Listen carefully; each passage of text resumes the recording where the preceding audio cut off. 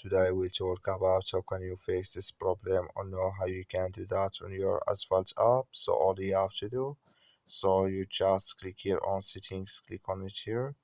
When you just click on settings, so when you just click on settings, it's going to take you to this list. It's going to show for you like this. You go down here, you keep going down, then you click here on apps, come to apps list here, and then you're looking for Asphalt app, or just click on search. Then here at Asphalt app, it's going to show for you like this. Click on it. So then it's going to take you to this list. Click here on for stop. Click on OK. Then you go down. Just click on storage. Come to storage list here. Just click on clear cache. Then all you have to do, so you just go to your Play Store.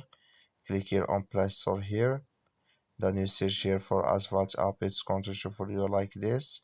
You will find here update, click on it and it's going to work with you. That's all you have to do. Thank you for watching. Don't forget to support us by liking, subscribe.